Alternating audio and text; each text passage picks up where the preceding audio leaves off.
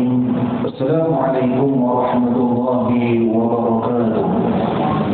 الحمد لله رب العالمين، والصلاة والسلام على رسول الأمين سيدنا ومولانا محمد صلى الله عليه وسلم وعلى آله وصحبه أجمعين. رب اشرح لي صدري ويسر لي أمري واحلل عقدة من لساني يفقهوا قولي. اللهم بارك لنا فيما بقي من حياتنا وتقبل أمرنا في الدنيا وجعلنا من الناجحين والفائزين والممتازين في الآخرة. اللهم إنا نعوذ بك من البرص والجنون والجذام ومن سيء الأسقام. حسبنا الله ونعم الوكيل ولا حول ولا قوة إلا بالله العلي العظيم. أما بعد. Sebelum kita mulakan bersama kita pada malam ini, tuan-tuan dan juga puan-puan Allah Subhanahu Wa Taala sekalian, marilah kita bukanya dengan kita baca seorang kali umur kita hadirkan kepada baginda kita Nabi Muhammad sallallahu alaihi wasallam, seluruh ulama kita, sebab-sebab kita, para ulama yang telah mengingatkan kita, dan juga ahli-ahli yang mana telah dijemput oleh Allah Subhanahu Wa Taala. Lahumul Fatihah. A'udzubillahi minasyaitonir rajim. Bismillahirrahmanirrahim. Alhamdulillahi rabbil alamin. Arrahmanir rahim. Maliki yaumiddin. Iyyaka na'budu wa iyyaka nasta'in. Ihdinas siratal mustaqim. Siratal ladzina an'amta 'alaihim ghairil maghdubi 'alaihim waladdallin. Amin amin ya rabbal alamin. Yang terhormati Ayahanda Tuan Imam Fadil Ustaz Ismail bin Haji Muhammad Nur, selaku pengurusi Jawatan Kuasa Masjid Nurul Hidayah Kota Kelibang. Yang terhormati sahabat saya daripada Pejabat Agama Daerah Langkawi. Yang terhormati Barisan Independen, Bapak-Bapak Masjid, tuan-tuan PJK, tuan-tuan puan-puan asatizah yang Allah Subhanahu Wa Taala sekalian.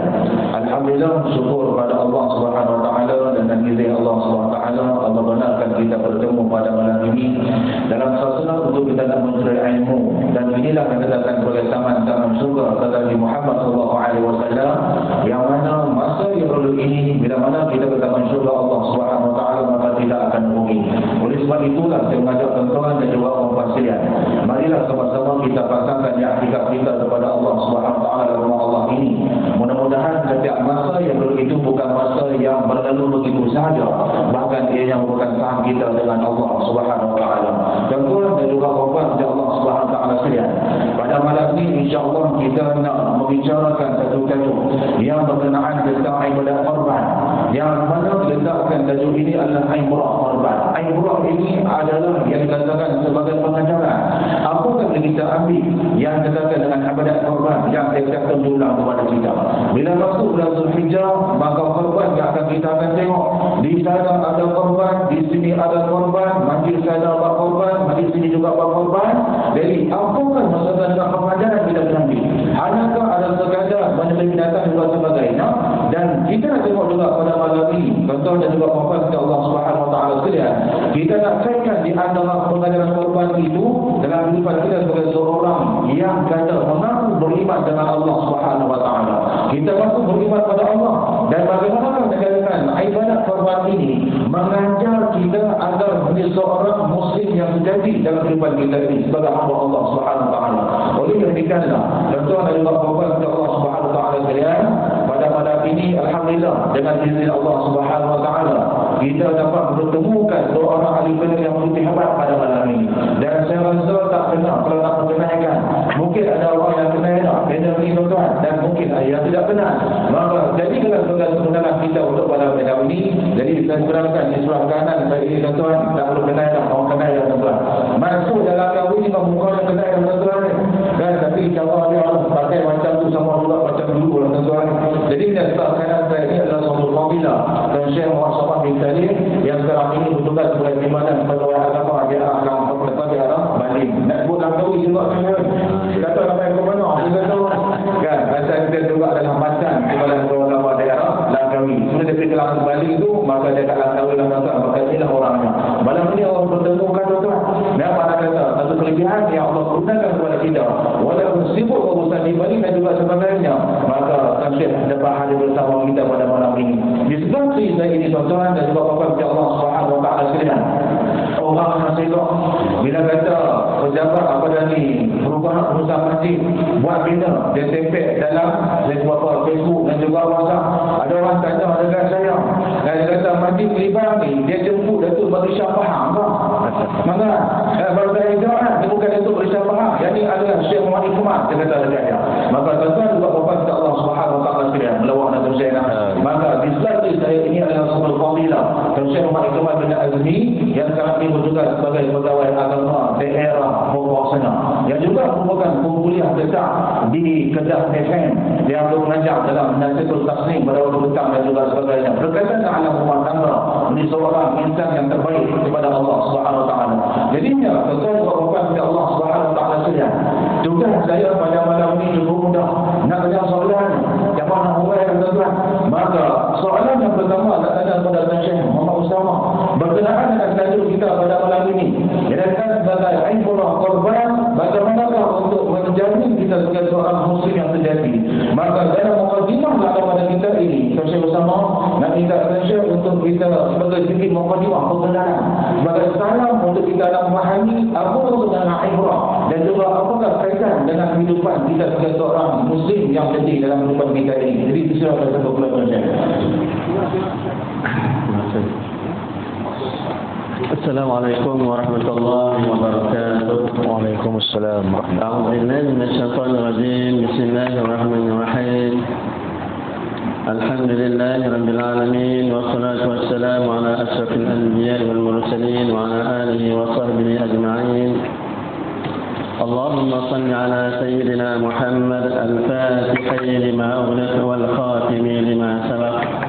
ناصر الحق بالحق والهادي إلى صراطك المستقيم وعلى آله حق قدره ومقداره العظيم ملء معون وعدد معون مزنة معون صلاة عظيمة القدر والمقدار. قال سبحانك لا علم لنا إلا ما علمتنا إنك أنت العليم الحكيم. قال اشرح لي صدري ويسر لي أمري واحلل عقدة من لساني يفقهوا قولي وسدد لساني واهد قلبي بحق سيدنا ومولانا محمد صلى الله عليه وسلم ولا حول ولا قوة إلا بالله العلي العظيم. أما بعد.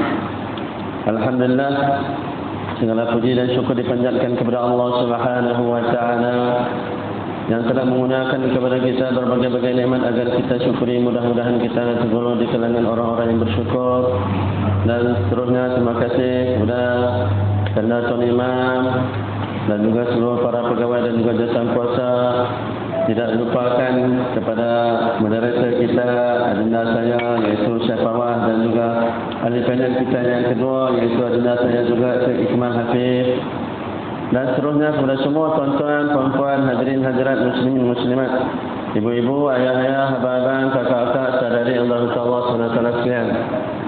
Sesungguhnya kita merasa berkah karena kita dihimpunkan oleh Allah Subhanahu Wa Taala. Sebagai satu tanda kita cintakan kepada Allah Subhanahu Wa Taala dengan imarahkan rumah Allah Subhanahu Wa Taala yang mulia ini. Mudah-mudahan Allah memarahkan hati-hati kita dengan keimanan dan juga ketakwaan insya-Allah. Dan seterusnya, seandainya kalau kita melihat pada hari ini seolah-olah bahawa Allah sayangkan kita, seolah-olah kita sayangkan Allah Ta'ala dan juga baginda Rasulullah, tetapi pada hakikatnya yang sebenar Allah lebih sayangkan kita. Maka Allah gerakkan hati-hati kita dan juga seluruh tubuh badan kita untuk sampai ke rumah Allah yang mulia ini. Maka kita adalah insan yang berkah dan juga terpilih, tuan-tuan. Persoalan yang diajukan kepada saya mengenai satu tajuk ibrah korban, realiti kehidupan muslim sejati. Seperti mana yang kita tahu bahawa korban tidak lain dan tidak bukan ialah mengalirkan darah. Kalau korban dalam hukum dalam fiqh ialah mengalirkan darah haiwan untuk mendekatkan diri dengan Allah Subhanahu Wa Taala. Itu mana korban. Itu mengalirkan darah haiwan untuk mendekatkan diri kita dengan Allah Subhanahu Wa Taala. Tetapi dalam konteks kita pada hari ini, ada orang yang mampu melakukan ibadah korban dan ada orang yang tidak mampu.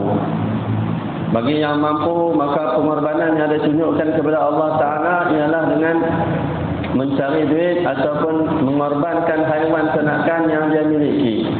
Adapun bagi yang tidak mampu, dia akan berusaha untuk menyimpan hartanya untuk membeli sebahagian daging korban untuk diagihkan.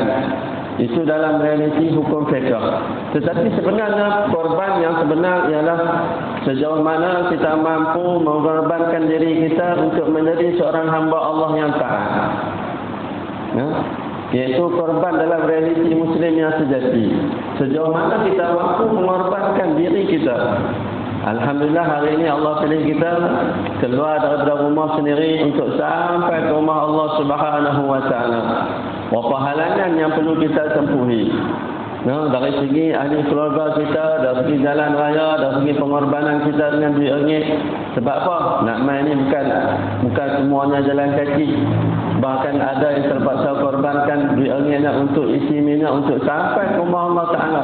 Walaupun majoritinya naik motor je. Pasal apa?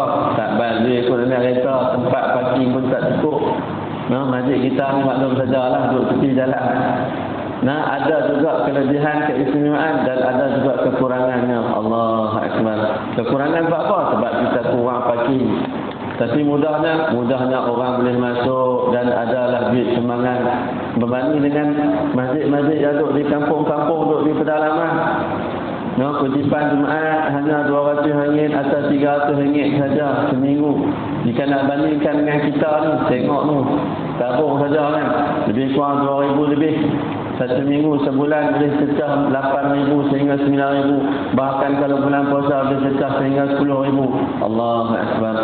Jadi tuan-tuan, perempuan dan rahmat Allah Subhanahu wa taala sekalian, korban dalam arti kata yang kita katakan tadi ialah menyerahkan ataupun kita mengalirkan darah. Dan hampir sama dengan kita katakan suatu penyerahan diri kita dan juga seluruh apa yang Allah kurniakan kepada kita pada hari ini tidak lain dan tidak bukan adalah untuk mendekatkan diri kita dengan Allah Subhanahu wa taala. Maka itulah yang kita perlu fahami, sejauh mana kita mampu berkorban dengan apa yang telah Allah kurniakan kepada kita. Dan lebih-lebih lagi, kalaulah pada hari ini tuan-tuan, puan-puan dan rahmat Allah Subhanahu wa taala sekalian, setiap orang pada hari ini mesti ada pengorbanannya yang tersendiri. Sama ada yang kahwin ataupun yang belum kahwin. Kalau yang dah kahwin sebagai seorang lelaki, pengorbanan yang paling besar bagi seorang lelaki tidak lain dan tidak bukan ialah untuk mencari rezeki yang halal untuk dibawa pulang, untuk memelihara ataupun menjamu makan kepada isteri dan juga anak-anak dia. Pengorbanan seorang lelaki. Kenapa? Karena itulah yang Allah tetapkan. Nafkah kewajipannya ialah terjatuh kepada seorang lelaki yang bergelar jantan. Sebab apa? Sebab dia kena usaha sendiri. Kalau orang perempuan tak kerja pun tak ada. Kalau perempuan tak jadi masalah. Kalau dia tak kerja pun sebab apa? Sebab dia tidak diwajibkan untuk memberi nafkah kepada ahli keluarga. Tetapi lelaki dia perlu usaha untuk mencari rezeki yang halal. Allah satu perjuangan yang hebat untuk mencari rezeki yang halal, bukan satu perkara yang mudah. Rezeki boleh cari, tetapi yang halal itu belum tentu. Kenapa? Karena kita tahu bahawa rezeki yang halal ini seandainya seseorang itu berdoa di sisi Allah Ta'ala, maka tidak akan ditolak doanya di sisi Allah Subhanahu wa ta'ala. Allahu Akbar. Dan itu juga seorang wanita mengorbankan dirinya, tetapi bukan dengan harta, tetapi dengan kebebasan yang dia boleh lakukan sepanjang hidupnya seandainya dia tidak berkahwin. Orang lelaki ni bebas, tak kira dia pergi sama pun tak ada masalah. Tetapi dia perlu korbankan hartanya dan juga masanya untuk keluarganya. Sebaliknya perempuan perlu korbankan kebebasan diri dia sendiri. Nak perlu bebaskan ini, nak korbankan kebebasan. Sebab apa? Dia nak keluar dari rumah, nak kena minta izin, nak guna duit suami, nak kena minta izin dan sebagainya. Allahu Akbar. Jadi tuan-tuan yang dirahmati Allah SWT sekalian, pengorbanan ini berbeza di antara seseorang. Ada yang korbankan masa, tenaga, harta, langit dan sebagainya. Dan insya-Allah kupasan yang lebih lanjut saya akan sambungkan dalam persoalan yang seterusnya insya-Allah pada round yang kedua. Sekian. Allah. Terima kasih kepada Fadilah Syekh Muhammad Usama dari dekat sebagai wasiat kepada kita dari Tuhan. Nah, umur-umurnya sangat dari 45 tahun dan tak patuh. Mereka berjauh pada lagi tiba-tiba cakap dan 10 minit cerita tak patuh. Maka dari tak lagi kedua lagi dan musik lagi tetapi Allah Subhanahu wa taala sekalian. Apa yang Syekh Muhammad cukup menerima perhatian kita. Pengorbanan dengan seorang laki-laki dan juga pengorbanan dengan seorang perempuan, laki-laki dengan jawabannya, perempuan juga dengan jawabannya. Dan itu teringatkan kepada Nabi Muhammad SAW. Nabi kata kepada kita, tuan, kamu semua adalah akan dibertanggungjawabkan. Warajulu, seorang laki-laki akan dibertanggungjawabkan atas apa yang dia buat dalam rumah tangga. Maka Nabi kata lagi, bila kata seorang laki-laki dia duduk di Allah dan juga sebagainya, maka tanggungjawab itu akan disoalkan oleh Allah Subhanahu Wa Taala. Dia korban ataupun dah itu adalah cara ataupun pertanyaan yang perlu kita jawab oleh kita ini. Jadi apabila Allah Subhanahu Wa Taala sekalian, maka saya teruskan sedikit pembicaraan kita ini kepada saudara Syekh Muhammad Hafiz. Nah, kenapa kepada Syekh sendiri? Berkenaan dengan korban ini, apakah yang kita lakukan? Maka Syekh Usama kata tadi, seorang lelaki keluar masa rezeki, mungkin itu adalah camaran. Dan juga seorang perempuan yang mengorbankan kebenarannya dalam mana berkahwin, dari nak suka-suka, pergi ke mana dan juga sebagainya. Maka saya juga kepada Syekh Muhammad ini adalah perkataan bagaimana pengorbanan yang kita lakukan dan bukan kita pada kita ini. Mungkin tadi Syekh Usama ada sentuh sedikit. Maka nanti Syekh akan uraikan lebih lagi perkataan tentang pengorbanan kita dari ini. Dan dalam kepada Syekh, apakah yang kita perlu lebih beratkan adalah pengorbanan yang dilakukan ini diterima oleh Allah Subhanahu Wa Taala. Maka Syekh kata tadi, bila kata rezeki halal, doa kita akan diterima oleh Allah Subhanahu Wa Taala dan juga sebaliknya. Dan katanya pada Syekh juga, bagaimanakah cara untuk kita memastikan setiap pengorbanan yang kita lakukan itu, kalau cari kerja ke, kalau bicara ilmu ke dan juga sebagainya ini adalah satu pengorbanan yang diterima oleh Allah Subhanahu Wa Taala. Bismillahirrahmanirrahim. Assalamualaikum warahmatullahi wabarakatuh. Alhamdulillah wassalatu wassalamu ala Rasulillah wa ala alihi wa sahbihi wa man walah wa ba'd. Terima kasih pada moderator Sahibul Fadilah Tuan Syekh Muhammad Fawaz bin Datuk Syekh Abdullah, yang saya muliakan sahabat dengan panel saya Tuan Syekh Muhammad Usama bin Haji Talib, Ayahanda Imam Ustaz Ismail, seterusnya pegawai masjid, Tuan Ahli Jawatan Kuasa Karya, Rusia daripada pejabat agama daerah Langkawi, khususnya tuan-tuan dan puan-puan, muslimin muslimat, sidang hadirin hadirat serta sidang penonton secara langsung melalui live Facebook Masjid Kelibang. Mudah-mudahan dirahmati Allah Subhanahu Wa Taala sekalian. Alhamdulillah. Pertamanya saya berlafaz syukur kepada Allah Subhanahu Wa Taala, tuan-tuan, pada malam yang mulia ini, di bulan yang berkat ini, kita dapat bersama di dalam majlis yang penuh dengan keberkatan ini. Tujuannya ialah untuk kita dapat keberkatan keampunan Allah dan juga kita nak dapat sedikit manfaat ilmu, perkongsian. Sejajar dengan tajuk kita iaitu tentang pengorbanan, tuan-tuan. Ibrah, pengajaran yang terkandung di dalam pengorbanan itu. Saya yakin bahawa setiap daripada kita ini pernah berkorban dalam pelbagai bentuk. Namun korban yang disyariatkan dalam Islam ialah korban yang melibatkan sembelihan. Allah Subhanahu Wa Taala berfirman, "Fasholli li rabbika wanhar." Maka dengan itu solatlah kamu dan sembelihlah. Ulama menafsirkan antara Imam Ibnu Jarir Al-Tabari, solat di sini ialah solat Aidul Adha, iaitu sembahyang raya. Kemudian sembelihlah sesuai dengan ibadat korban. Tetapi Tuan Syekh Fawaz tanya tadi, adakah korban itu hanya boleh dibuat melalui sembelihan binatang? Ada tak korban yang lain? Jawapan dia terkandung dalam satu bait lagu yang dikarang oleh seniman agung Allahyarham Tan Sri Dr. P. Ramlee, orang Penang.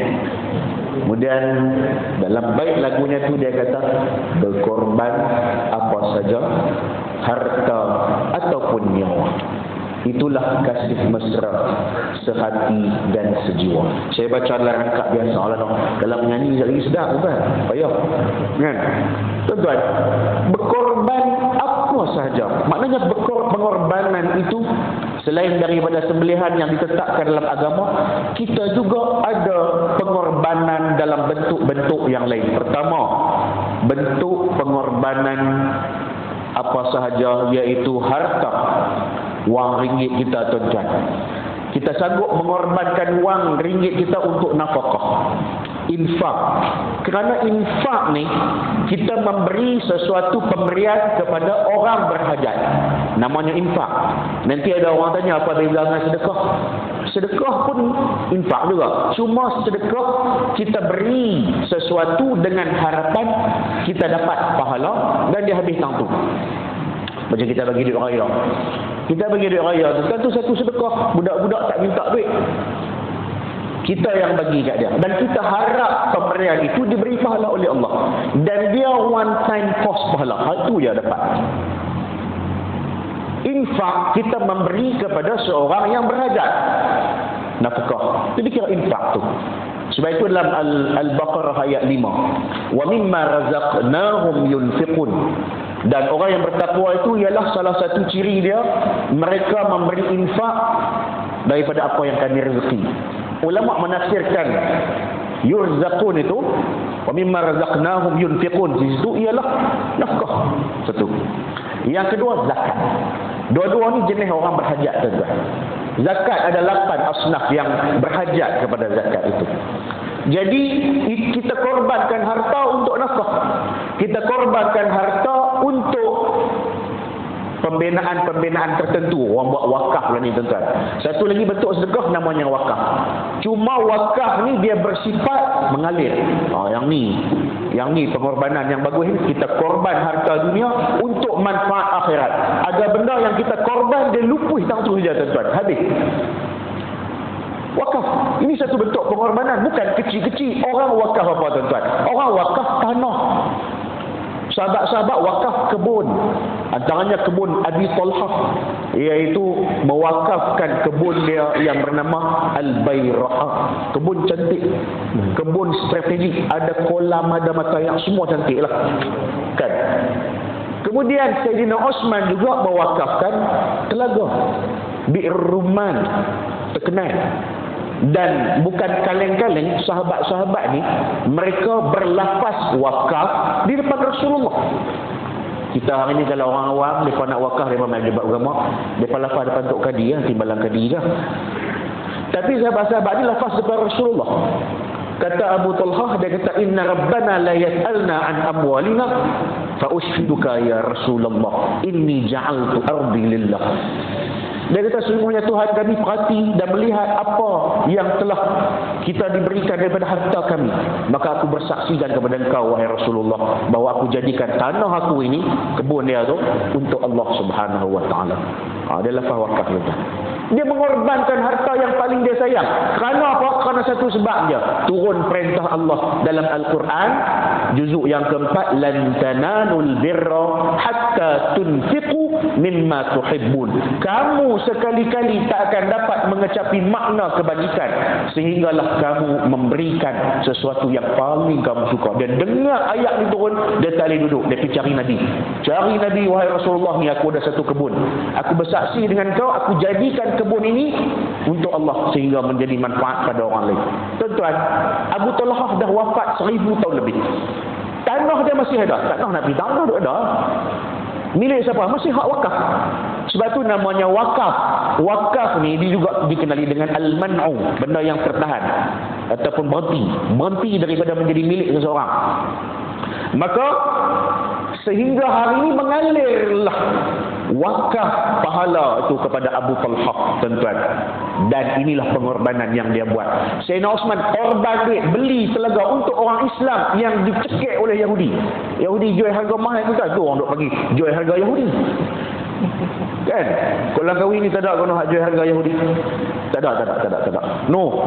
Tuan-tuan, di pulau lain tuan-tuan, di pulau Pisang di Jenjang, pulau Langkawi tak ada.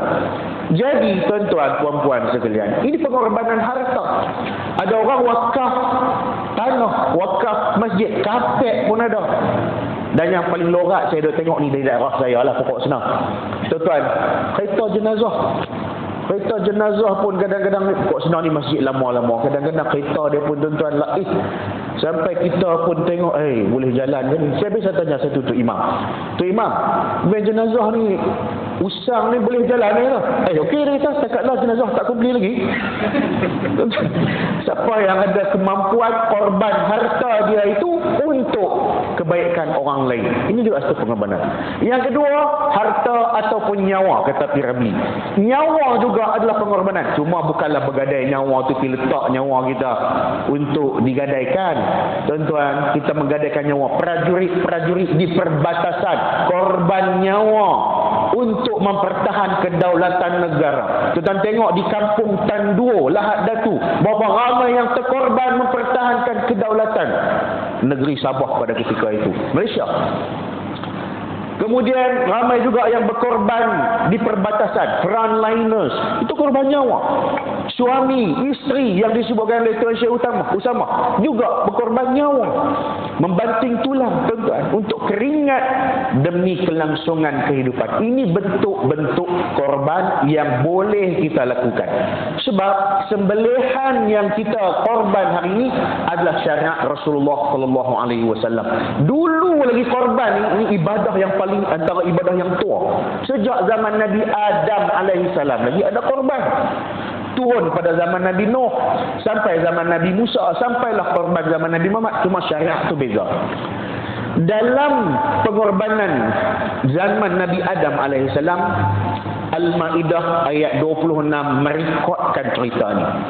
Watlu naba abnai Adam. Ceritakanlah wahai Muhammad, ceritakanlah ketika peristiwa dua anak Adam ni bil haq, dengan sebenar. Iz taqarraba qurbanan fatuqabbala min ahadihima wa lam yutaqabbal akhar. Dua-dua nak buat korban. Satu Habil, satu Qabil. Habil ni dia menternak. Jadi dia ada kambing, ada apa semua. Dia bagi yang terbaik, tuan-tuan. Yang kedua Qabil. Qabil ni dia tanaman, dia ada tuan tanah. Maka dia bagi tanaman. Dia pun buat korban.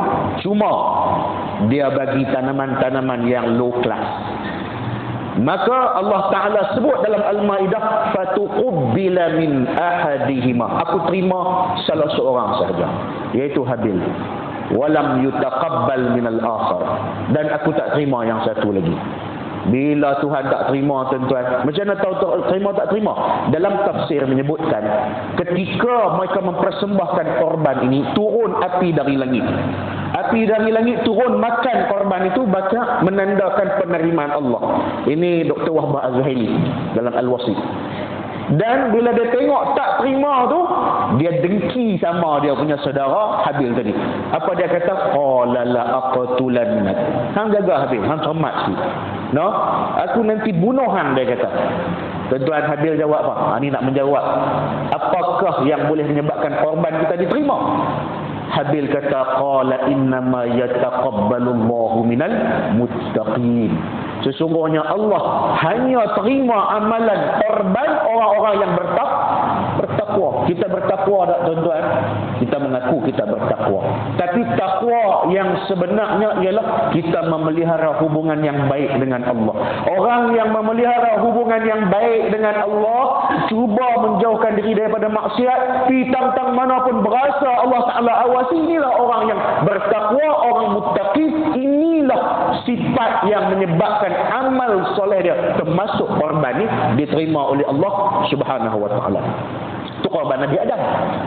Baik zaman Nabi Nuh, dia tak cerita korban lagu mana, tapi Nabi Nuh dalam riwayat menyebutkan menyediakan tempat korban, sembelihan. Maknanya ada syariat tu pada ketika itu. Mai zaman Nabi Musa ialah korban dalam dua bentuk. Kalau ada satu gerombolan sekawan kambing, sebagian dilepaskan, sebagian lagi disembelih. Itu korban masa tu. Korban zaman Nabi Ibrahim 3 jenis. 2-3 jenis. Satu korban roti mula-mula.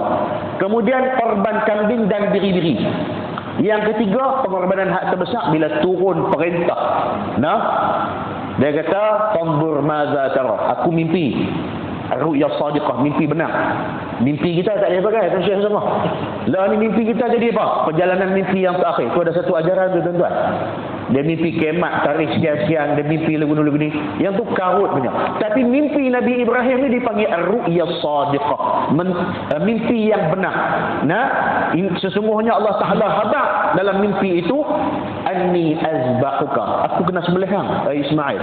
Ismail ni saudara kepada Ishak. Dalam Taurat menyebutkan dia tua daripada Ishak 13 tahun. Walaupun mak dia mak tua.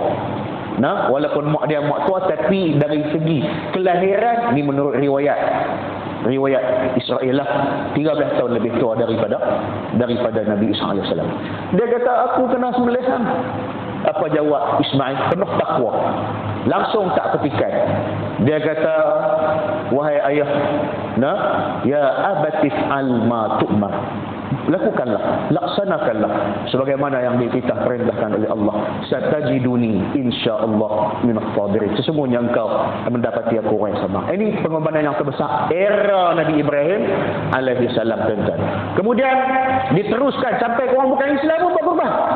Orang Yunani, orang Greek buat korban. Dan mereka campur dengan adat resam mereka. Masa mereka nak sembelih mengatang tu, dia panggil pendeta-pendeta dia ambil ayak madu, renjih, campur dengan ayak mawar, baru sembelih, tuan-tuan. Kemudian ayak madu tu diganti dengan air mawar yang lain. Dan adat tu kekal sampai hari ini. No, adat tu kekal sampai hari ini yang dilakukan. Dan kadang-kadang korban juga melibatkan manusia, seperti yang dilakukan oleh Parsi, orang Rom dan Mesir kuno. Ini cerita korban, tuan-tuan dan puan-puan sekalian. Jadi semua ni ada pengajaran yang besar untuk kita semua. Ambillah pengajaran dia. Yang pertama, kita boleh berkorban apa sahaja, wang, ringgit, tenaga. Kadang-kadang, tuan-tuan, kesabaran kita korbankan. Kita sanggup beralah, no? Walaupun bini kita, no, dia buat kata-kata yang menyakitkan hati kita sebagai suami, kita sanggup beralah. Kita tak kata apa pun. Sebab memang orang lelaki-lelaki, kalau dibanding dengan orang perempuan, korang bercakap. Sebab tu dia malas nak cara panjang-panjang, tuan-tuan. Kajian sebut orang perempuan, dia boleh bercakap 20 hingga 30 ribu patah perkataan. Tu dia maklum-maklum yang cakap orang sampai 30 ribu patah perkataan. Yang peliknya bila suruh buat karangan, sebuka pun tak sampai. Tapi kalau bercakap, tuan-tuan, dia boleh tu sampai 30 ribu. Orang lelaki reduce 5 ke 10 ribu patah perkataan daripada orang perempuan. Dalam 15 ke 20 ribu ya. Sebab tu orang lelaki-lelaki ni kalau senjata, dia hanyalah pumgun. Tuan-tuan tahu pumgun? Pumgun ni satu senapang yang peluru tak banyak ada, nak betul kot. Tapi peluru dia kalau kena, tuan-tuan, hancur. Kan? Orang lelaki kalau dia kata marah, pedih. Dia macam pumgun tadi lah. Dan dia tak fitang lagi. Orang perempuan dia bukan pumgun, dia machine gun. Kalau dia tembak, tuan-tuan, terabuk, semua kena. Dia duk marah kat anak lah. Dia kata, malung pergi duduk sana. Jangan duk kacau ibu nak masak ni. Pilah main dengan abah hang tu. Yang abah hang pun lah, nampak. Abah nak kena juga tu. Yang abah hang pun lah pergi duduk. Bukan nak tengok anak kita nak masak pun tak senang. Yang dia tahu duk menyembang dengan mat rumah sebelah tu. Yang mat tu pun tak kira lelaki orang cuti kerja ke. Nyembang 24 jam. Pilah tolong-tolong bini kau apa? Bini tu pun sekok. Satu tamat tu. Ini mesin gun. Jadi, tuan-tuan, kadang-kadang kita orang lelaki-lelaki, kita malas, kita korban, kita dengar je leteran dia. Kadang-kadang isteri pun dia tahu dia betul, suami salah, tapi dah suami ni ego, tuan-tuan, dia bertegas dengan kehendak dia, maka orang perempuan pun bersabar. Lagi apa lagi? Kita sabar dengan kerana anak-anak. Tuan-tuan, ni anak-anak, no? Kerana anak-anak yang pelbagai. Jadi ada yang anak baik macam ni, dua-dua alhamdulillah, anak yang soleh ni pakai lebay, pakai jubah. Ada anak-anak kita 1001 macam PN di luar tu, yang kata tak dengar, yang tak mau mengaji, yang periksa tak mau pergi, tuan-tuan. Saya biasa PPD, pejabat pendidikan daerah Kota Staf Pokok Senar ni, mai pejabat nak minta tolong ruang masjid ni, tolong Ustaz. Kami nak heboh. Pasal apa? Ketidakhadiran pelajar ke sekolah dengan ketidakhadiran pelajar ke peperiksaan selepas Covid. Tolong Ustaz, kami nak abang pasal hari itu bapak-bapak semua mai. Kita pun bagi kebenaran. Bagi kebenaran. Masjid-masjid lain, tuan imam tolong umum, dia bagi teks. Masjid, ada satu masjid dia pilih tu, PPD sendiri. Bukan staf mai, PPD sendiri mai jumpa. Pegawai pendidikan. Sekretari ni siapa? Hanif Timbalan. Dua orang. Nak habaq serius. Jadi kita pun pasal berdepan dengan benda-benda ni, kita pun bersabar tuan-tuan. Sabar.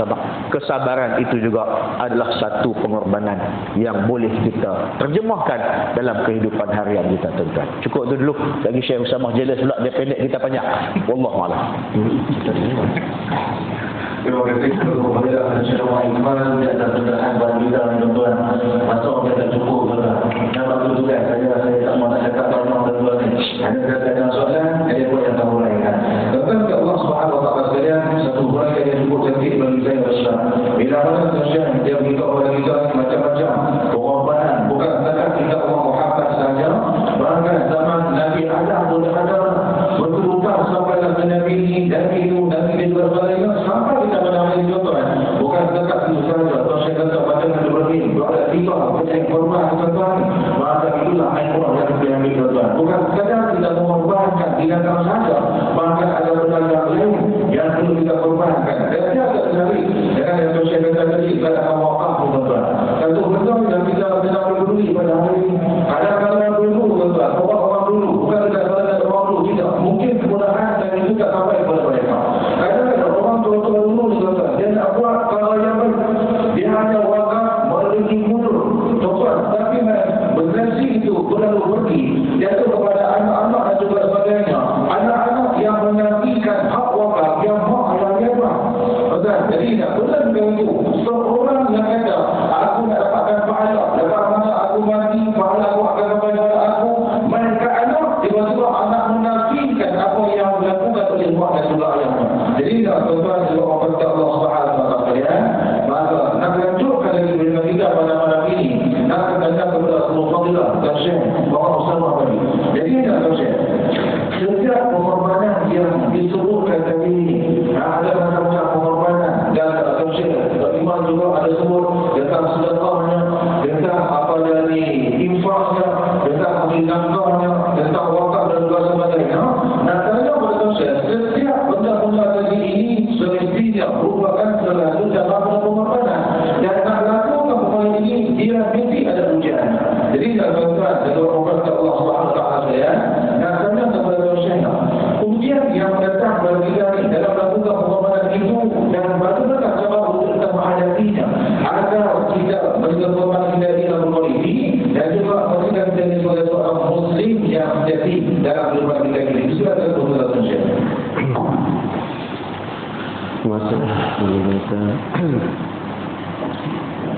Tuan-tuan, alhamdulillah, insyaAllah sangat sekalian.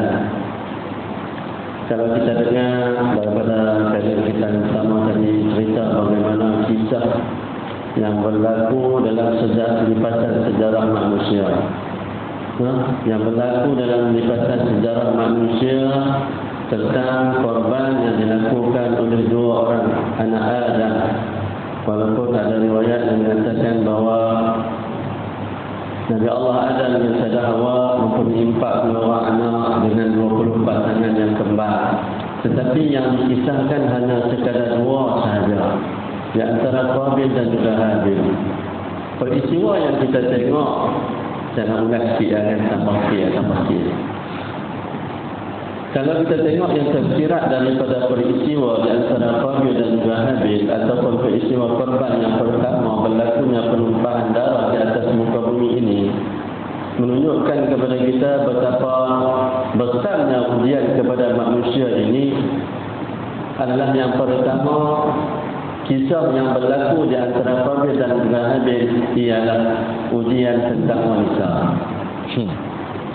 Kisah ni tersirat di sebalik tersebut. Bukan hanya kita tengok dasar kisah di antara Qabil dan Habil ni sebagai satu kita kata apa peristiwa yang Allah nak tunjukkan kepada kita, tetapi di sebalik tersebut ialah ujian yang lebih besar kepada manusia, ialah ujian wanita. Sehingga kan seorang saudara sanggup membunuh saudara dan sendiri disebabkan wanita tersebut yang akan dikawini oleh saudaranya itu lebih cantik. Ujian wanita tersebut.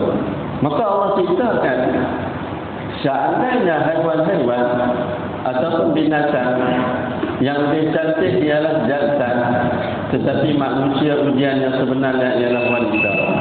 Karena tubuh wanita daripada hujung rambut sampai hujung kaki.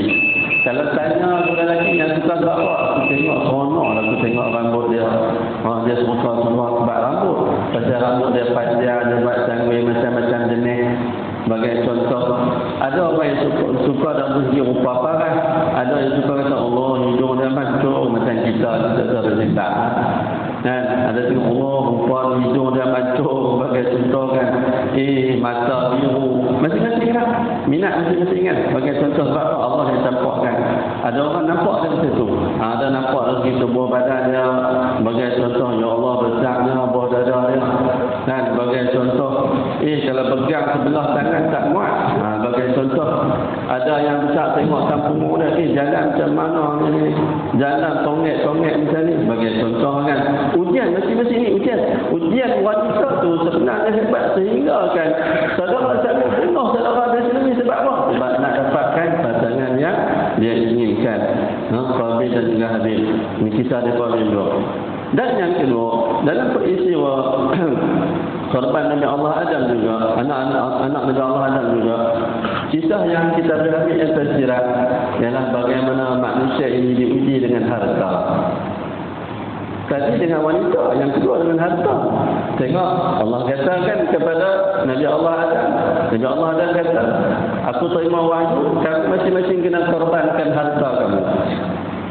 Tersirat ni kita nak tengok bagaimana tersirat di antara kisah Nabi Allah Adam itu membawakan satu nilaian kepada kita bagaimana kita pada hari ini. Berapa ramai orang lelaki yang sanggupkan korbankan harta dan semata-mata untuk isteri dan juga anak-anak. Berapa ramai yang sanggup. Sedangkan hari ini saya jumpa suami saya bagi nafkah tak cukup. Sebagai contoh. Dan bagi nafkah tak cukup.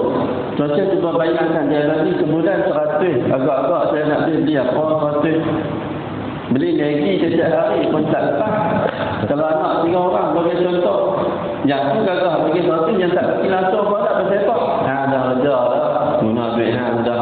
Yang habis duit apa untuk tamnah? Duit aku tak tahu tamnah habis. Gaji sebulan duit dia habis sebab pasal apa? Sebab dia jauh daripada manhaj yang telah ditetapkan oleh hukum syara. Ini yang kedua. Kita tengok kisah yang kedua. Kisah yang pengorbanan ataupun yang tersirat yang kedua. Ujian dari segi apa? Dari segi harta. Berapa orang yang sanggup korbankan harta yang terbaiknya untuk diberikan kepada orang lain. Apatah lagi kalau pada hari ini kita konteks dalam kalangan keluarga. Karena saya lebih suka dalam bentuk ataupun perkongsian kita pada malam ini ialah bagaimana seorang lelaki bersedia untuk membahagiakan pasangannya dengan apa yang dia miliki. Kalau dan kita tadi berkorban apa saja sebagai contoh kan, tapi belum tentu pada hari ini kita mampu melihat hasil tersebut. Kerana kisah yang banyak berlaku ialah suami tidak memberikan nafkah yang sewajarnya, sehingga kan ada orang WhatsApp tanya, Tuan Syekh, suami saya ni walaupun kami ni poligami, saya bagi poligami, saya nak tanya, adakah suami saya ni seorang yang derhaka kepada Allah Ta'ala, seorang suami yang zalim? Kenapa? Kerana dia tak bagi nafkah kepada saya dengan sebab saya dah ada pendapatan sendiri. Saya kata dari segi hukum tidak. Dia seorang yang zalim, seorang yang berdosa kerana tidak menunaikan tanggungjawab. Walaupun kamu reda. Walaupun seorang isteri reda. Tetapi itu bukan alasan mengesahkan tanggungjawab seorang lelaki itu terlepas di hadapan Allah Subhanahu wa taala. Kerana dia masih lagi belum memahami hakikat pengorbanan apabila dia berkahwin. Ni dalam konteks kita hari ini. Berapa ramai yang cari duit harta tetapi bukan untuk ahli keluarga. Dia sanggup habiskan hartanya untuk orang lain. Untuk belanja kawan-kawan. Apatah lagi kalau lah ada janda-janda. Abang pilih yang mana? Yang janda ke, yang anak dara ke, yang macam-macam lah cerita lagu tu. Kalau abang dengar lagu sendiri cerita dalam itu. Dan seterusnya, tuan-tuan, perempuan yang dirahmati Allah Subhanahu Wa Taala sekalian.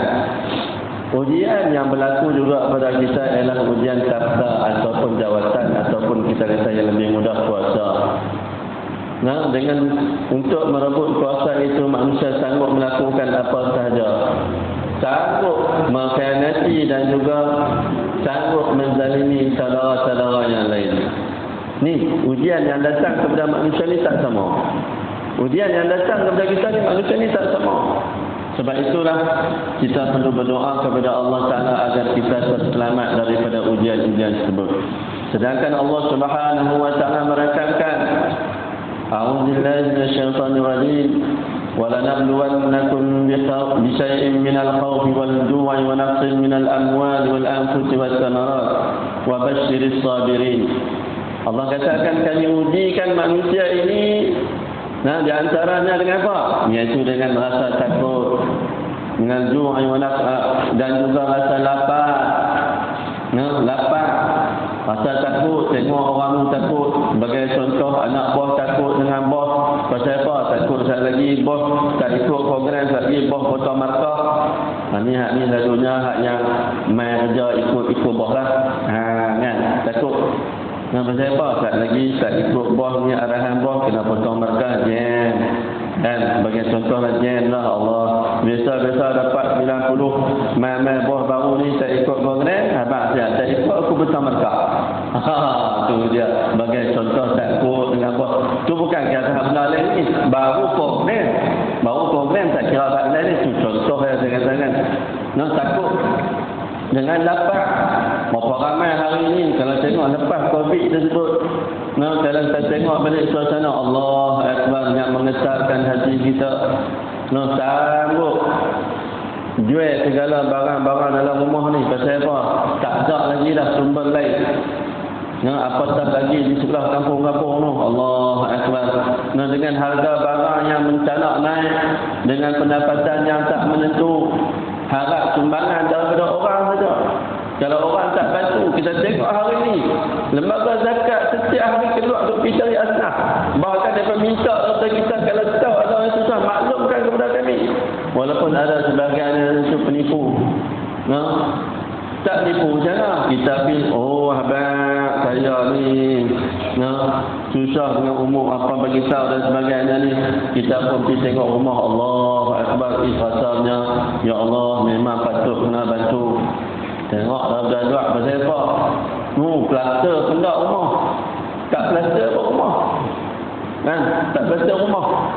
Ni tengok arah depan ni tak nampak apa. Kita tengok arah depan, ya Allah, pintu ya macam ni saja. Tapi bila masuk dalam rumah tengok TV 55 inci. Anak haram semua.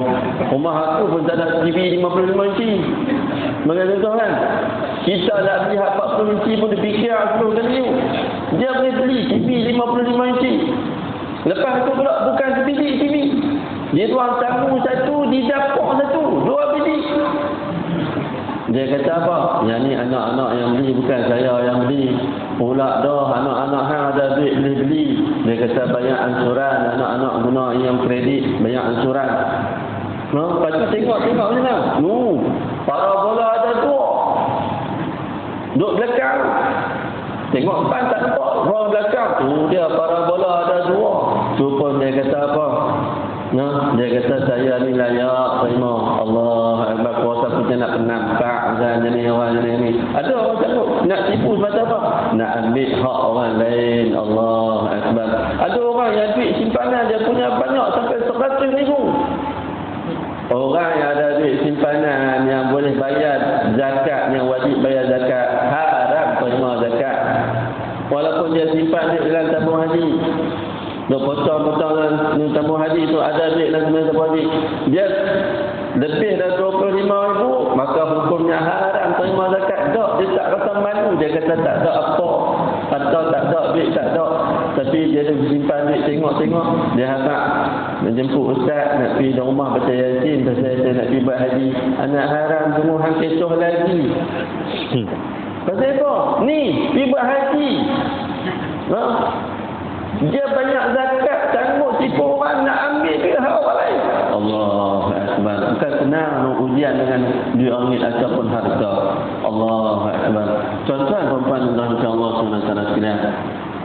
Allah ceritakan lagi, wa natin minal amwali wal anfus was samarat.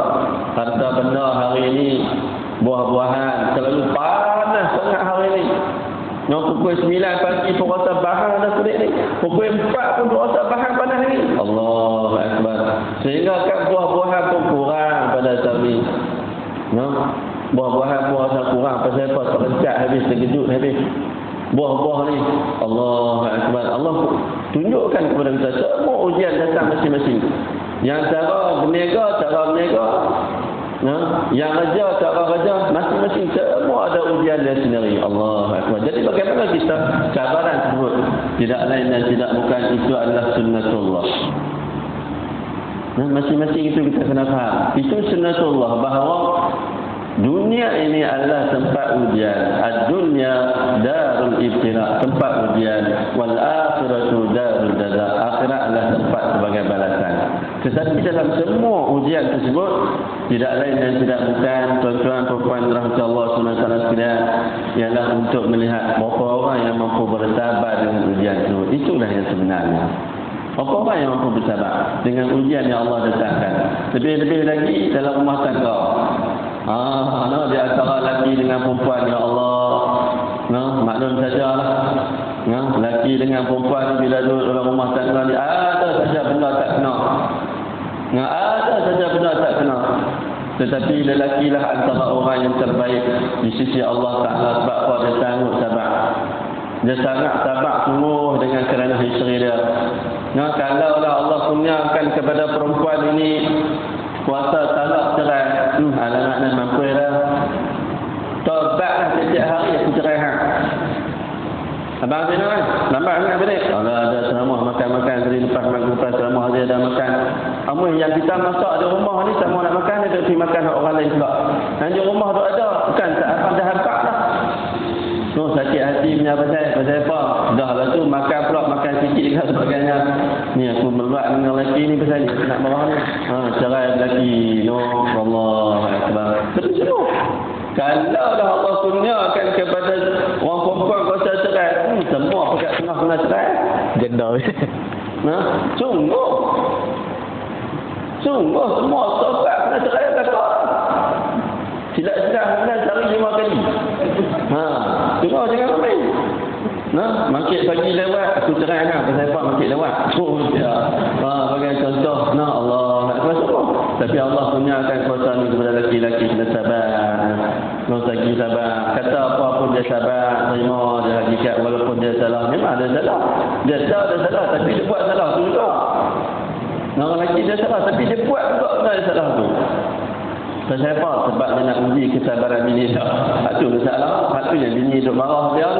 Lala kali tak mampu sabar, pergi jabat agama. Lepas tu dia sakit kepala, kami lupa dengan selesai. Dah tengok. Waktu seronok pun seronok lah. Waktu susah pun kita lah juga. Allah Akbar. Jadi tuan-tuan, perempuan dan Allah SWT sekalian. Ujian yang Allah datangkan kepada kita juga sebagai satu tanda daripada Allah Ta'ala bahawa kita Allah Subhanahu Wa Ta'ala ini sayangkan kita. Walaupun kita tahu bahawa Rasulullah pernah mengatakan bahawa sesungguhnya yang paling besar dahsyat ujiannya ialah para rasul, para nabi dan sebagainya, termasuklah dari kita. Apabila Allah uji kita, tuan-tuan, sebagai contoh pada malam ini ada majlis ilmu. Ini ujian untuk kita ni, ada majlis ilmu ni. Ujian untuk kita ni, adakah kita mampu ikhlas untuk sampai ke rumah Allah Ta'ala pada hari ini? Ada orang yang main ni sebab apa? Aku duduk di rumah, saya duduk kena besiak, aku main masjid. Sebagai contoh. Kan? Duduk di rumah pun duduk kena besiak, ada sebagai contoh kan. Dan bini pula, senang kalau main malam ni, tak duduk masalah. Orang jamu makan. Sebagai contoh kan. Allah, contoh lah, saya contoh. Jadi tuan-tuan dan puan Allah SWT sekalian, adalah sebagai salah satu tanda kasih sayang daripada Allah Subhanahu Wa Taala untuk mengembalikan kita kepadanya. Untuk kita sentiasa ingat Allah Subhanahu Wa Taala. Sebab itulah kisah di kalangan para kekasih Allah Taala, mereka minta kepada Allah Taala agar diberikan ujian ataupun sakit. Ada seorang sahabat yang mati dalam keadaan dia demam. Sejak dia minta kepada Allah Taala Allah uji dia demam sampai dia mati dalam keadaan demam. Dia apa? Seronoknya pasal apa? Setiap kali bila demam itu dia ingat bahawa Allah sayang dia, Allah mengampuni dosa dia. Sedangkan dia seorang ulama ataupun seorang sahabat di sisi Allah Subhanahu Wa Taala. Allahu Akbar. Kalau kita kan ya Allah bagilah sihat. Kita ya Allah bagilah sihat. Pasal bila sihat ni kita boleh kaki panjang, orang kata kaki panjang boleh di dalam mata. Kalau tak sihat ni Allah Akbar. Dan bila tak sihat ni Allah berfikir tidak Allah nak cabut nyawa dah. Sebagai contoh kan, Allah nak berikan peringatan kepada kita. Sebab apa? Sebab itulah tanda Allah sayangkan kepada kita tuan-tuan. Bila Allah sayangkan kita, Allah uji kita semua. Macam saya katakan tadi, ujian yang paling besar kepada manusia ialah ujian dengan adanya pasangan dan anak-anak. Ada orang bila diuji dengan pasangan ni memang tidak tak enak. Tidak tak enak tuan-tuan. Tanya saya bapak. Saya memang tidak tak enak. Pasal apa dah sangat bini duduk sana dengan anak-anak. Allah jauh senang lah. Nak jumpa bukan senang. Dan sungguh saya hikmat tak ada salah apa. Tak rasa sampai. Tak rasa sampai. Tak rasa apa. Ni ujian ni. Allah Akbar duduk berjauhan, harap telefon, harap video telefon lah. Sampai terlena, sampai tengok telefon tu kan. Contoh lah. Bukan senang. Allah Akbar. Kalau dapat lelaki yang baik, alhamdulillah. Tapi kalau dapat pasangannya, Allah ujikan seperti mana Rasulullah katakan 6 perkara pelik yang berlaku pada 6 perkara itu antaranya ialah dia suami yang baik ataupun lelaki yang baik dapat isteri yang jahat, ataupun sebaliknya isteri yang baik dapat lelaki yang jahat. Allah Akbar. Tuan-tuan, cuba bayangkan. Orang lain ni boleh sabar dengan semua benda. Ustaz, saya ni sabar Ustaz. Kalau suami saya susah, saya boleh sabar Ustaz. Suami saya sakit, tak apa, saya sabar Ustaz. Tapi saya tak sabar bila suami saya curang Ustaz. Saya tak sabar dengan orang berjauhan Ustaz. Tanya saya apa pengalaman dia. Sebab tu saya tak bagi bini saya pergi raja saya tu. Sebab saya rindu. Tak boleh. Tak lagi aku sakit jiwa lah, duk sangat pula kat bini pun. Jadi minta lah kan. Kena hantar pergi Sabah pula, lagi pergi Palau. Saya bawa tak apa boleh gagah. Tak rasa boleh balik lagi daripada Selangor boleh balik mai lagi. Bagi contoh kan, kena Sabah pula, Allah nak cari sampai Sabah. Macam tu dalam kami dulu lah kan. Abang atas ringan, pakai dak lah, salam itu lah kan. Bagi contoh Allah Akbar. Sebab apa? Sebab dari tak tentu waktu dulu lah ni alhamdulillah. Tujuh ada, 7 pagi ada, 7 malam ada kan, sebagai contoh Allah Akbar. Jadi tuan-tuan puan-puan orang Allah SWT sekalian, apabila Allah sayang kita, Allah uji kita untuk mendekatkan diri kita dengan Allah Subhanahu Wa Taala. Nak tengok sejauh mana kita sanggup menjadi seorang hamba di sisi Allah Subhanahu Wa Taala. Kehambaan di sisi Allah Subhanahu Wa Taala itu tidak ternilai. Kehambaan di sisi Allah Ta'ala itulah sehingga kan Allah menceritakan dalam surah Isra, Subhanallazi asra bi'abdihi, dialah yang memperjalankan hambanya, yaitu baginda Rasulullah sallallahu alaihi wasallam. Kita hari ini adalah tujuan kita tidak lain dan tidak bukan ialah untuk menunjukkan kehambaan kita kepada Allah Subhanahu Wa Taala dan juga mencari redha di sisi Allah Subhanahu Wa Taala. Tuan-tuan, puan-puan yang dirahmati Allah Subhanahu Wa Taala sekalian, hidup ini adalah ujian, dan ujian itu kita perlu terima dengan hati yang berlapang dada, dan kita mengingati apa yang Allah berikan, Allah ujikan itu pasti ada hikmahnya. Allah Akbar.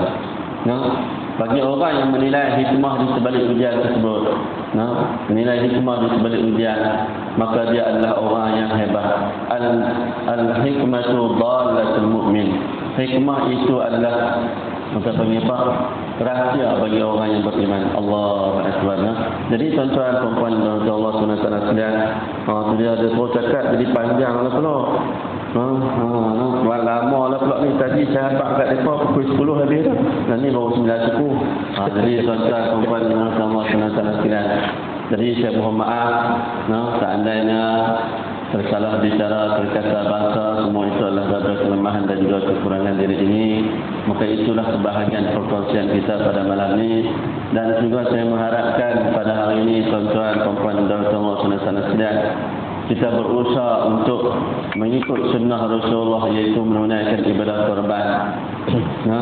Kalau boleh buat korban, alhamdulillah, setiap titisan darah yang mengalir daripada ibadah korban itu Allah berikan pahala dan Allah hapuskan dosa, Allah angkatkan satu darjat. Dalam riwayat yang lain, satu titisan darah itu Allah ciptakan satu malaikat yang memohon ampun. Setiap titisan darah itu Allah ciptakan satu malaikat yang memohon ampun sampailah berlakunya kiamat, tuan-tuan. Alangkah ruginya bagi orang yang mampu melakukan ibadah korban tetapi tidak ingin untuk melakukan ibadah korban, maka dia telah meninggalkan dua perkara. Yang pertama sunat dan yang kedua sunnah Rasulullah sallallahu alaihi wasallam. Jadi bagi yang mampu, tunaikan sekadar yang termampu.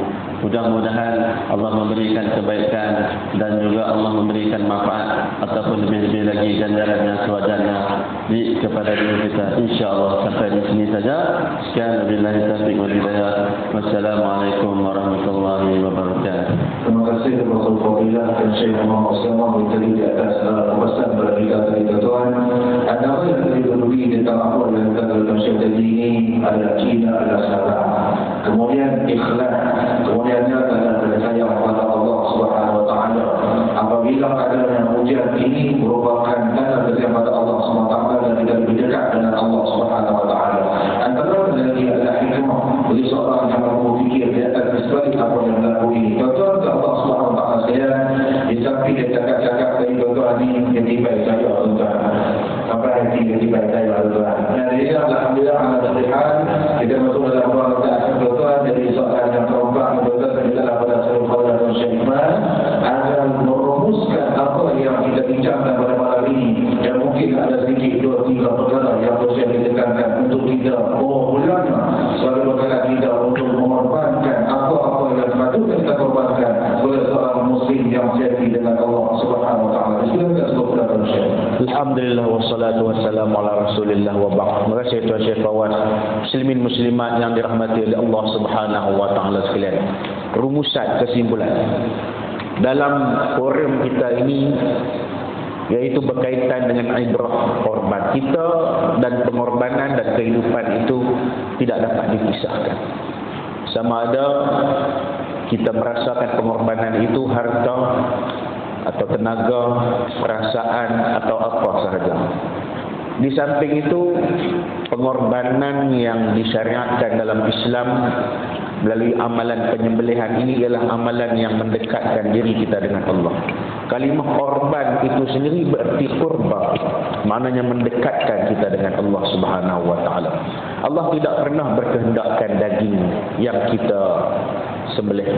Allah tidak pernah menginginkan manfaat daripada titisan-titisan darah. Walakin yanalu taqwa minhum. Tetapi Allah inginkan sifat kita, takwa itu dalam diri kita. Sebab itu tuan-tuan, amalan korban ini pertama dia akan meneguhkan keimanan kita. Yang kedua, amalan korban ini akan menyedarkan kita tentang erti perkongsian nikmat antara orang yang memiliki kemampuan korban dengan orang yang tidak mampu, orang yang kurang makan.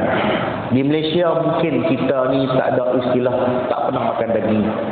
Tapi di negara-negara Islam lain tuan-tuan, bukan sahaja tak cukup, malahan ada yang tak pernah.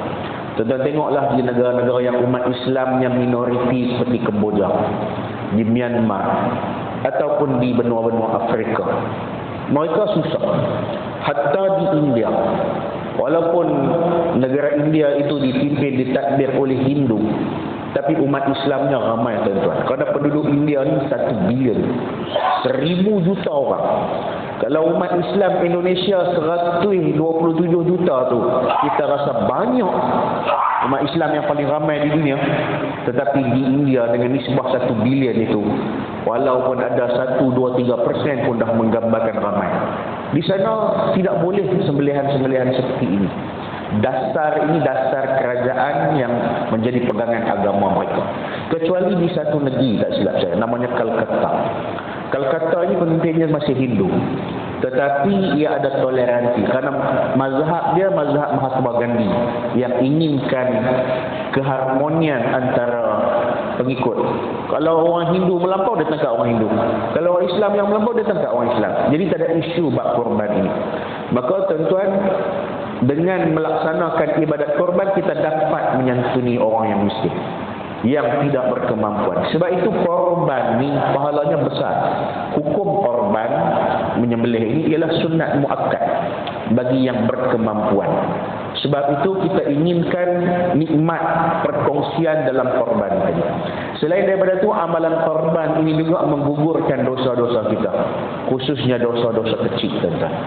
Dan dalam sebuah hadis riwayat Tirmizi dan lain-lain menyebutkan setiap kiraan bulu itu akan memberi manfaat kepada orang yang melaksanakan ibadah korban kita tadi. Dan sepanjang bulan korban ini, bulan Zulhijjah ni, tengok nak bulan bila tu Syed? Mari tetap besok ni 1 Zulhijjah. 1 Zulhijjah telah ditetapkan. Maka sepanjang 10 Zulhijjah ini buatlah amalan-amalan ketaatan kepada Allah. Tak ada khusus. Puasa pun boleh, tuan-tuan nak baca Quran, tuan-tuan nak berzikir, tuan-tuan nak bersedekah, nak berinfak. Nah, di bulan ini perbanyakkan dan kurangkan kita kontroversi dengan Allah dari segi kemaksiatan. Kurangkan, kita korbankan percakapan kita tadi itu. Kita tahankan, tuan-tuan. Latih diri kita, pupuk nilai-nilai yang murni sehingga kita dapat mengekang kemarahan hawa nafsu, syahwat kita daripada membelenggu diri kita dengan dosa-dosa. Dan kita melaksanakanlah segalanya ini dengan penuh ketulusan dan keikhlasan hati. Ikhlas nombor 1 dalam hidup kita. Dan kita mesti menjadikan ikhlas itu tunjang kepada amalan kita. Kerana keikhlasan itulah adalah suatu nilai batin yang tidak nampak tetapi mempunyai nilai yang besar di sisi Allah. Amalan yang tidak ikhlas tuan-tuan tidak diterima oleh Allah Subhanahu wa taala. Sebagaimana korban yang dipamerkan oleh Qabil, saudara kepada Habil tadi, tidak ikhlas kepada Allah, akhirnya menyebabkan Allah Subhanahu wa taala tidak terima korban dia. Antara perkara yang kita takuti dalam hidup kita ialah apabila Allah tidak menerima amalan kita, tuan-tuan. Cukup naya. Sebab itu minta dengan Allah sentiasa amalan mutaqabbala. Minta Allah Taala beri kita ilmu yang bermanfaat. Allahumma inni as'aluka ilman nafi'a wa rizqan thayyiba, rezeki yang baik, kerana ada rezeki yang tak baik. Wa amalan mutaqabbala, amalan yang diterima, kerana ada amalan yang Allah Taala tak terima, tuan-tuan. Jadi oleh kerana itu, kesimpulan dia, kita sama-samalah kita menyemarakkan bulan Zulhijjah, bulan korban ini dengan amalan-amalan soleh. Tuan-tuan yang berkorban, tahniah dan syabas kita ucapkan. Semoga Allah Taala terima amalan itu. Kita ada 4 hari, mula daripada raya korban tu, kemudian hari-hari tasyrik, menjadikan keseluruhan hari yang boleh kita sembelih ialah 4 hari, tuan-tuan. Rancang. Ada yang buat perancangan nak korban, nak share dengan keluarga. Satu korban boleh dikongsi sehingga 7 bahagian, tuan-tuan. 7 bahagian. Ada juga orang tanya, bolehkah buat 8 bahagian, diwujudkan satu lagi bahagian? Sebab apa? Nak bagi upah kepada tukang korban. Hukum dia tidak sah korban yang macam tu, ikut ketetapan yang telah dilunaskan oleh syarak. Kemudian korbanlah haiwan-haiwan yang terpilih, min bahimatil an'am, seperti unta, lembu yang boleh buat 7 bahagian ataupun boleh buat seekor, kemudian kambing. Lain-lain pada tu jangan duduk tebiang, tuan-tuan. Saya duduk cari sekak 3 rasa, nak buat apa? Saya nak korban. Tentang tuan-tuan duduk di pusat cari ikan sekak nak buat, tak boleh. Kalau hak belah rusa pun tak diharuskan, kerana dia tidak termasuk dalam bahimatul an'am, dalam haiwan korban. Walaupun rusa tu diternak, walaupun rusa tu diternak. Dan dalamilah pengetahuan tentang korban ni. Kadang-kadang orang dah banyak 1001 soalan. Dia mai tanya tuan-tuan, kalau nak korban ni hak mana afdal, jantan ke betinanya? Kan? Korban je lah, duli apa jantan betina tu. Cuma kalau dari segi afdalnya, setengah mazhab Syafi'i mengatakan afdal yang jantan. Lepas tu ada tanya pula, nak buat tumpuk dengan sekok mana lagi afdal? Dua-dua boleh, tapi setengah ulama mengatakan afdal yang sekok, iaitu kambing. Tapi kalau tak mampu nak adakan seekor begitu, boleh saja dengan tumpukan-tumpukan yang ada tadi itu tuan. Nah, insya-Allah kalau kita jujur ikhlas, korbankan harta. Pasal nak buat haiwan-haiwan ni kena orang keluar duit. Kena korban duit. Ada orang tuan duit tak mau awak keluar. Ini penyakit. Haji dia kata bagi orang lain pergi dululah. Buatlah rayuan, jangan nanti potong terik orang. Macam-macam alasan dia tak mau pergi lagi. Sedekah termasuk yang Syekh Usamah sebut tadi. Nafkah kat keluarga pun dia segan nak bawa keluar tuan-tuan. Mentang-mentang semua bini dia beli kat dia, makan minum bini beli. Rokok dia pun bini beli tuan-tuan. Jadi bini pun macam belau ulak sawah lah rumah. Pasal apa? Menyusahkan tuan-tuan. Sepatutnya tanggungan dia. Tuan-tuan, saya pernah dengar aduan bahawa dia tak kerja tapi ada KWSP kerja dulu-dulu bernilai berapa puluh ribu tak tahu. Anak dia nak masuk IPT minta duit sikit. Lepas tu bila dia kata tak ada duit, mak dia kata duit KWSP abang ada. Tahu dia jawab apa? Langkah mayat aku dulu baru ambil duit ni. Maknanya apa? Selagi aku hidup hang jangan rasa. Ini penyakit. Nah, padahal setumpuk baru berapa? 700, 800. Kalau korban di India 250 ringgit ya. Sebab haiwan di sana murah. Kambing sama ya, 250 ringgit dekat sekok tuan-tuan. Cuma dah kita duduk di Malaysia, kita buatlah korban Malaysia. Tapi kalau dah tiap-tiap tahun buat di Malaysia, adalah wakil-wakil nak pergi buat di luar negara. Buat juga tuan-tuan, tak ada masalah.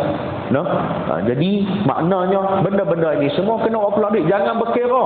Siapa yang berkira berarti tidak ikhlas kepada Allah Subhanahu Wa Taala. Kalau mereka nampak satu sudut yang lain di sebalik pengorbanan harta ini tuan-tuan, nescaya mereka akan berlumba-lumba untuk mengerjakan kebaikan itu. Tuan-tuan tahu tak ni nafkah nak bagi kat isteri ni? Sedekah apa yang paling afdal? Sedekah suaminya kepada kaum kerabat keluarganya. Itu sedekah yang terbaik yang kita cari daripada mata pencarian kita. Jangan segan nak awak keluar duit dekat anak-anak tuan-tuan. Duit sekolah dah awak keluar setengah tu, awak keluar dia bunyi pula dah. Kan? Dia bunyi pula dah kata anak-anak ni menyusahkan tuan-tuan demi Allah. Anak-anak besar tu tak pernah ada sedikit pun perasaan nak menyusahkan mak bapak dia sama ada duit atau perbuatan mereka. Buah mereka, nakai-nakai mereka adalah kena semula jadi. Tuan-tuan ingat balik masa kita kecil-kecil umur ni, pernahkah kita nak menyusahkan mak bapak kita? Niat kita tu tak ada. Tapi mak ayah kita tersusah juga kan dengan kita. Ya, kerana itu adalah lumrah. Tapi sekelumit pun niat mereka untuk menyusahkan kita tu tidak ada tuan-tuan. Maka bersabar dengan kerenah itu. Kemudian ikhlas dengan mereka tuan-tuan. Duit tadi aset, tapi aset itu liquidity, dia cair. Tapi anak ini aset, inilah aset dunia akhirat kita tuan-tuan. Kalaulah kita mati nanti tuan-tuan, anak-anak inilah yang akan berdoa dan mengimamkan jenazah kita di depan ini dengan tulus ikhlas. Keikhlasan siapa yang boleh menandingi mereka berbanding dengan orang lain? Tok imam hari ini jenazah ni, besok jenazah ni, lusa jenazah lain. Dia doa hari itu habislah. Tapi anak kita hari ini doa untuk kita ketika jadi imam, besok dia doa selama-lamanya sehingga hujung hayat dia. Dia doa Rabbighfirli wali walidayya, dan doa anak yang soleh ini Allah Taala ambil kira tuan-tuan. Jadi aset tak aset? Aset. Maka peliharalah. Korbankanlah masa, tenaga. Ayah-ayah korban duit, korban tenaga. Mak-mak korban tenaga, korban tempat tidur. Tak boleh tidur tuan-tuan. Kenapa? Nak membesarkan mereka.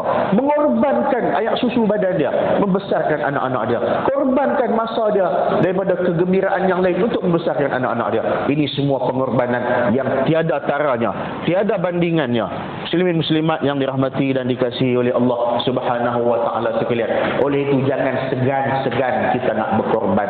Jangan segan-segan untuk kita melaksanakan perintah dan ketaatan kepada Allah. Balancekan korban dengan penyembelih. Bagi ada dalam hidup kita, kalau ada banyak buat kita tahu. Yang kedua, pengorbanan yang selain daripada itu, seperti pengorbanan harta, wang ringgit, perasaan dan sebagainya. Yakin dan percayalah, semua itu dikira oleh Allah. Kita akan menikmatinya di suatu alam yang bukan lagi alam dunia, yaitu alam permulaan kehidupan akhirat, di alam barzakh sehinggalah alam akhirat. Untung tidak untung tuan-tuan orang yang berkorban?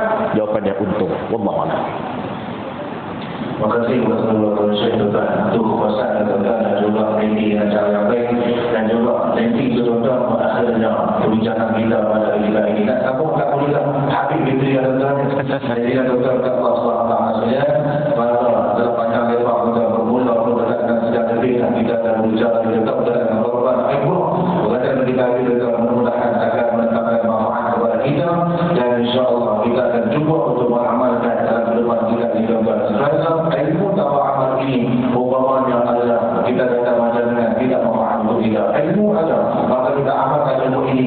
Mudah-mudahan ilmu yang baik ini manfaat kemanfaatan kita kepada kehidupan kita di alam sendiri. Bahasa Syekh Imam tadi jadi kita Allah Subhanahu wa taala sekalian yang rasa cukup bersabar sekali di rumah pada malam ini dan saya beri sebuah fadilah dan saya mau bersama dan juga dari semua Imam Hafiz ada kata-kata bahasa batasan bicara dan juga sebagainya.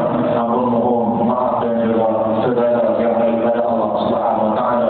Selagi itu adalah Tuhan kami dalam menjalankan apa yang kita bincangkan pada malam ini. Yang baik kepada Allah Subhanahu wa taala. Jajakan terima kasih kepada pengurusan masjid, aina imam, pada kalau masjid, aina kuasa, tuan dan juga pengurusan sekalian yang sudah mengorbankan masa untuk duduk dalam program kita pada malam ini. Dan juga saya ucapkan terima kasih kepada tim dia daripada majlis sendiri dan juga sahabat kita daripada YouTube sendiri yang sudah mengorbankan wang dan juga masa demi untuk melestarikan ilmu ini ke arah yang lebih baik. Dan kita ucapkan Allah SWT sekalian, mudah-mudahan Allah terima apa yang kita lakukan insya-Allah. Siru ala barakillah. Sekian aku qul hadza wa sallallahu alaihi wa sallam. Assalamualaikum warahmatullahi wabarakatuh. Waalaikumsalam.